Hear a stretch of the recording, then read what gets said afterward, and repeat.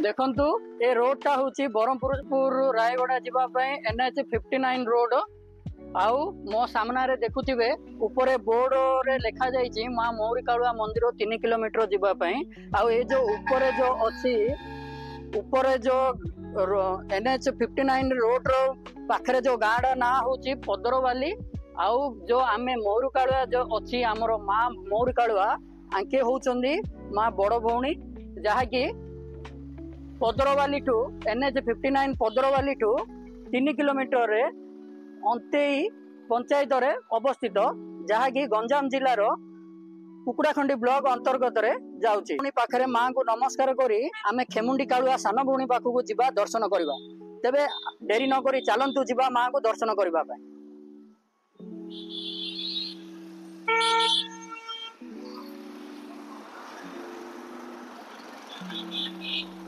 ऊपर मां को मु दर्शन करी मांकर मु सान भौणी पाखु जाउती दर्शन करबा पय। चले तेबे चलंतु जिबा मांकर सान भौणी को खेमुंडी कालु जाई मां को दर्शन करबा। आपण देखुथिबे जो गणिया नाळ आउ वासुदेवपुर मझिरे मांकर सान खेमुंडी मंदिर को जिबा पय रास्ता। एठू मांकर सान खेमुंडी मां को दर्शन करबा पय मात्र 5 किलोमीटर रो रास्ता। तो चलंतु मां को दर्शन करबा।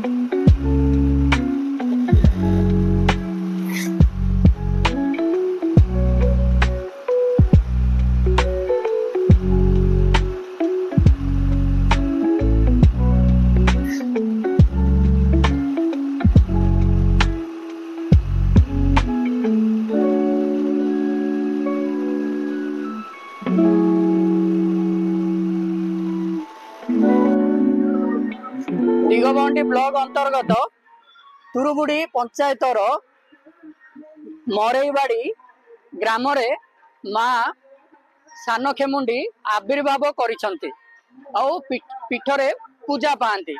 तेबे चलंतु मांकर दर्शन करबा आउ तांकर आशीष लाभ करबा।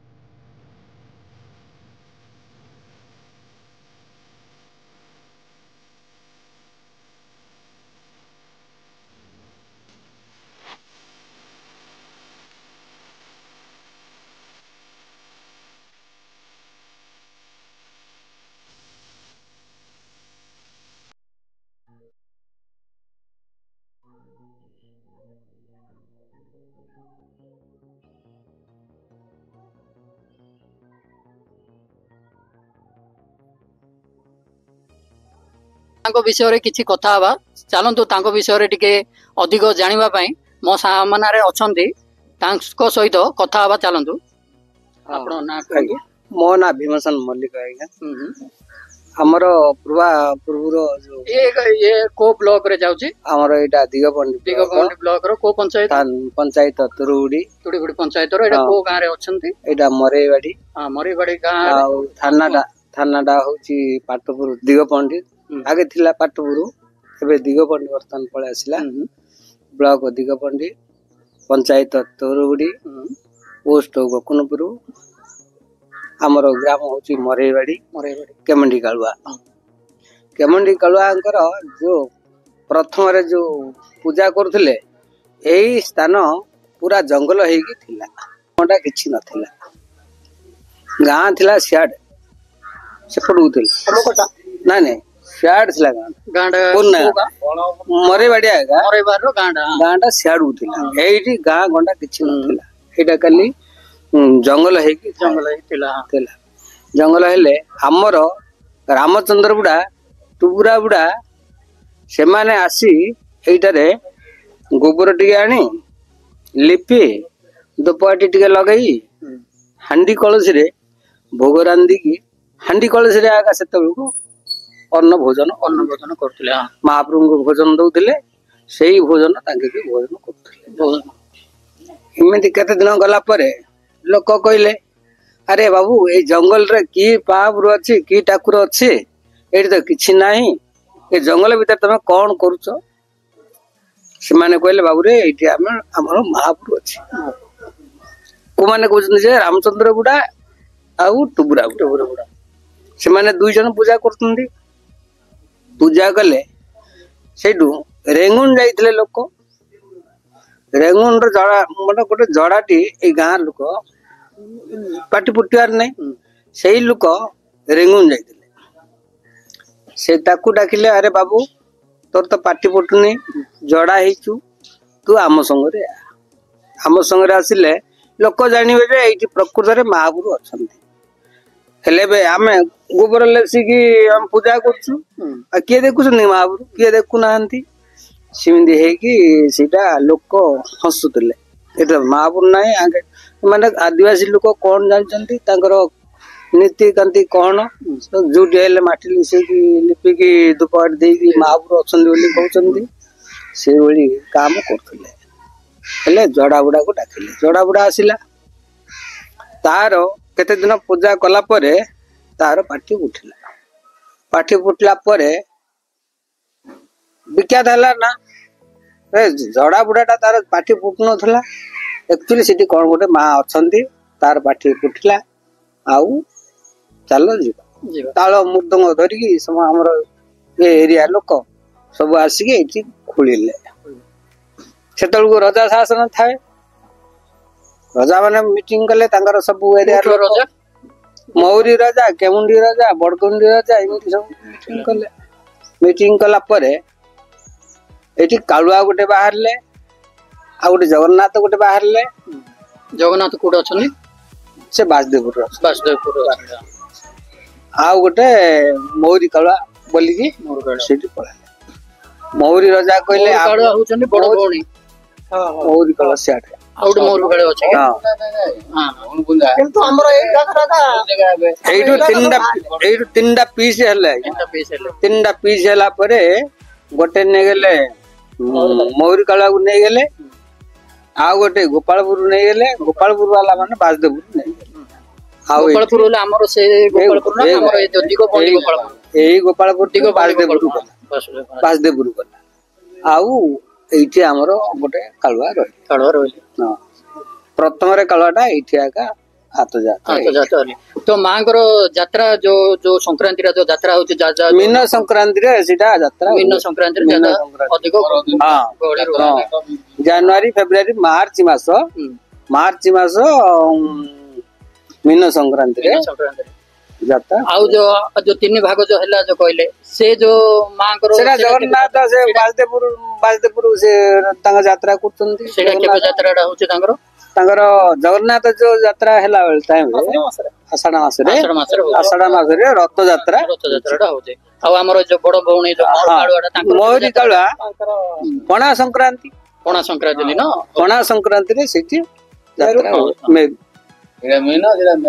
ହଁ ଏଇଟା ମିନ ସେଇଟା ମେରୁ ସେଇଟା ଆଷାଢ ମାସରେ ଜଗନ୍ନାଥ ପୂଜା ହଁ ଏମିତି ଆଜ୍ଞା। ସେଇଠୁ ସେ ବୁଢା ମାନେ ତ ସରିଲେ ତାପରେ ଜଡା ବୁଡା ବି ସରିଗଲା। ତାପରେ ତା ପୁଅ କଣ୍ଟିଆ ତାକୁ କଣ କଲେ ଜଟିଆ ମଳିକ ବୋଲି ଥିଲା। ଜଟିଆ ମଳିକ କଣ ହେଲା ରାମଚନ୍ଦ୍ରଙ୍କର ଭଉଣୀ କି ନେଇକି ଆସିଲେ ବାହାଘର କଲେ। ସିଏ କହିଲା ଜଟିଆ କହିଲା ଯେ ବାପା ତମ ଭଉଣୀ ତମ ଝିଅକୁ ଦେଲ ସିନା ମୁଁ କେମିତି ଚଳିବି ମୋର ଚଳିବାର କର୍ତ୍ତବ୍ୟ କିଛି ନାହିଁ। ବୁଢା ମାନେ କଣ କଲେ ଆଉ ତାଙ୍କ ବିଚାର କଲେ ଆରେ ବାବା ଆମେ କଣ କରିବା ଭଉଣୀ ତ ଦେଲେ ଆଉ ଭଉଣୀ ସହିତ ମହାପ୍ରଭୁଙ୍କୁ ପୂଜା କରିକି ତାଙ୍କୁ ଚଳନ୍ତୁ ଏଇଭଳି ହାତ ଟେକି ଦେଲେ। ଯେ ଟୁବୁରା ବୁଢା ରାମଚନ୍ଦ୍ର ଜଟିଆକୁ ହାତ ଟେକି ଦେଲେ ବାବାରେ ଥିଲେ ଯାକ ଶାନ୍ତିରେ ଚଳିବ ସେବା କରିକି ଚଳିବ।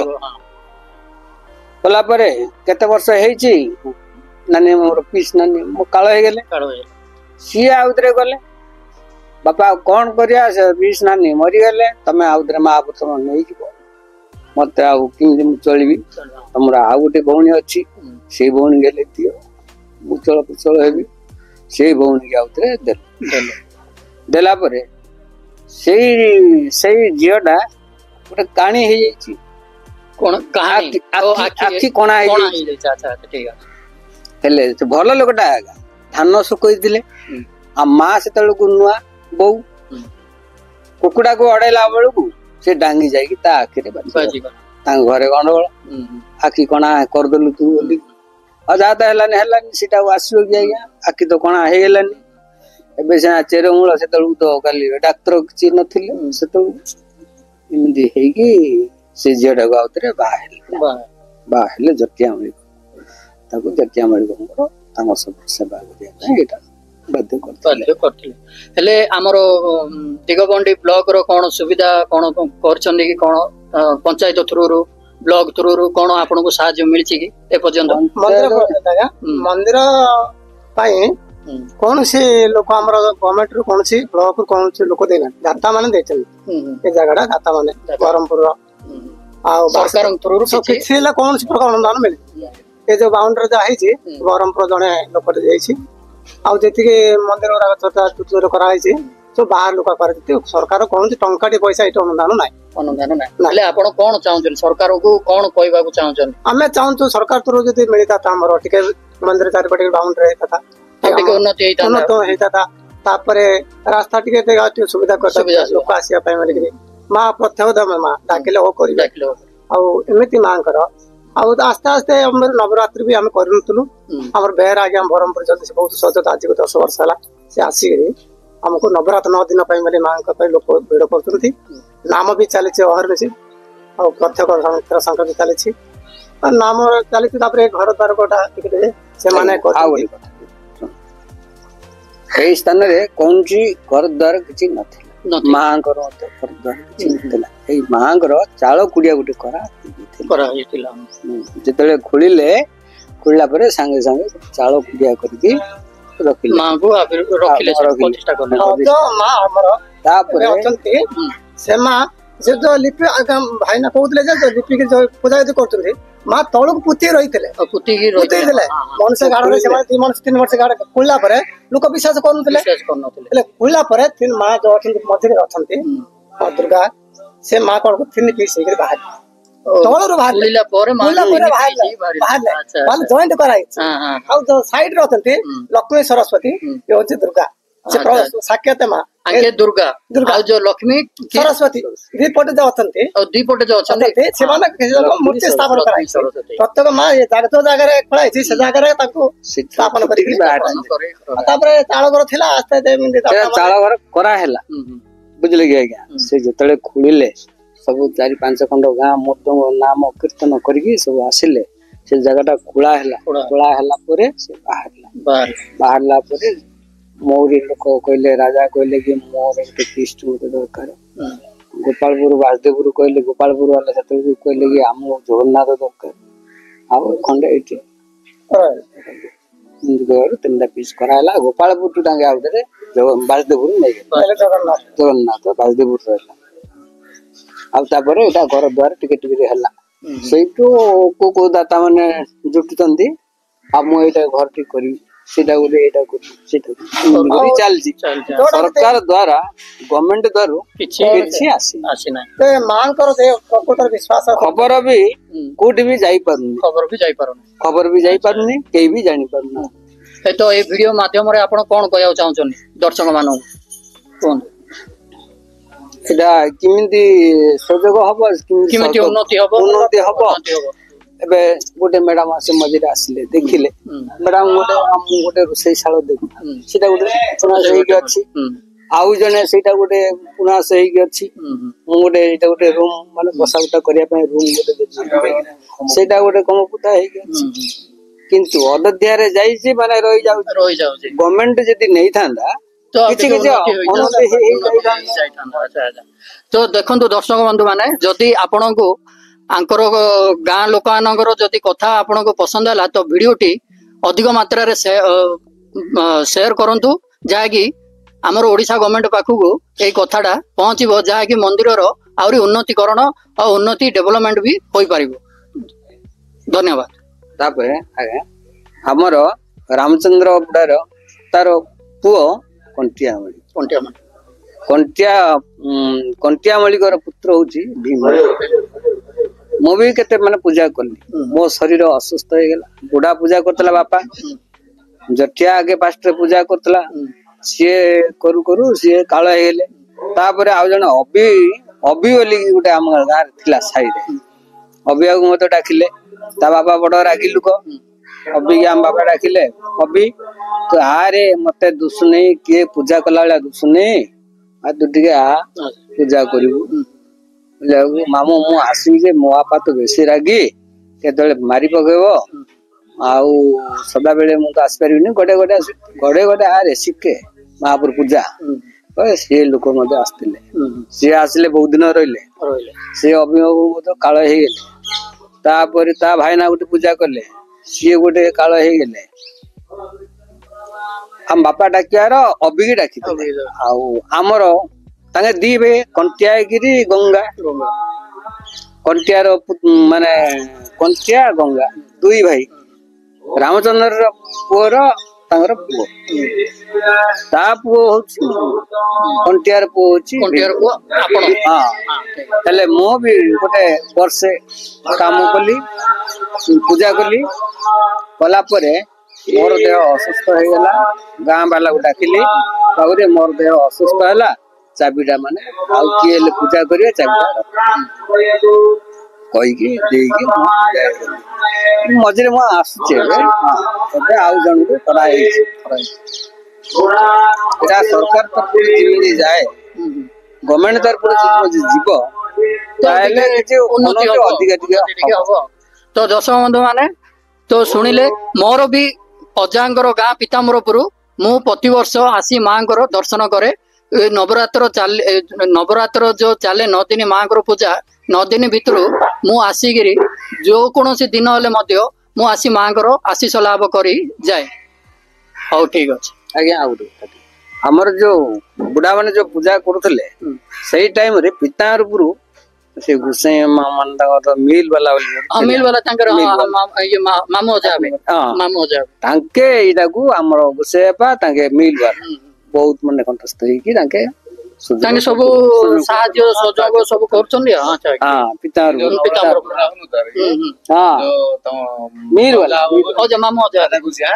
ସେ ବୁଢା ଏଇଠି ଆମେ ଜାଣିଦେବେ, ବୁଢା ଏଇଠି ଆରମ୍ଭ କରିବା।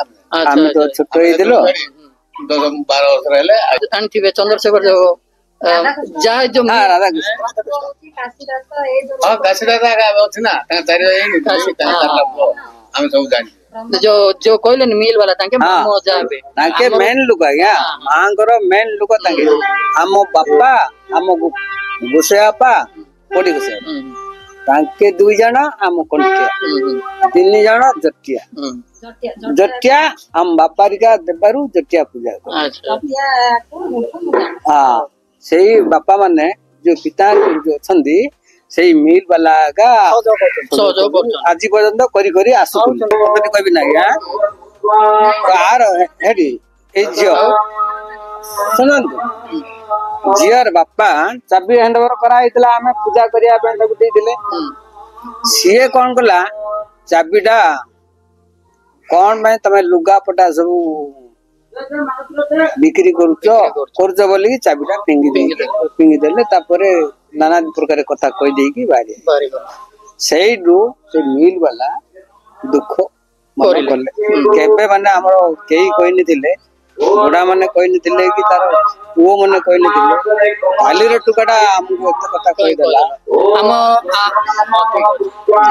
खाली रे टुकाटा हमको एत हमठु बयस लोक किछि की कहि नथिले खाली रो पिलाटा कहि देला हमें एते सहयोग करी खराब लागला सेइटू तांगे आउ आसिले अच्छा देगी से आज्ञा माने आसले ने आउ हमर बुढ़ा माने सब पळेले जटिया पळेला समस्त पळेले अभियोग पळेले आउ ये जड़ा बुढ़ा पळेला समस्त पळेले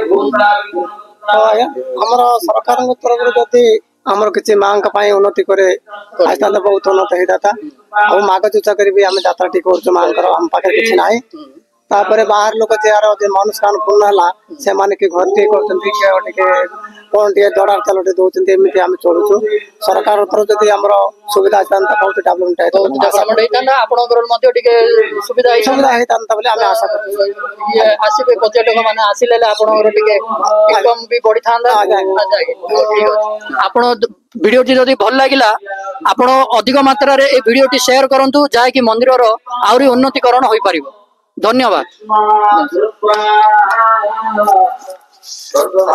मंदिर पवित्र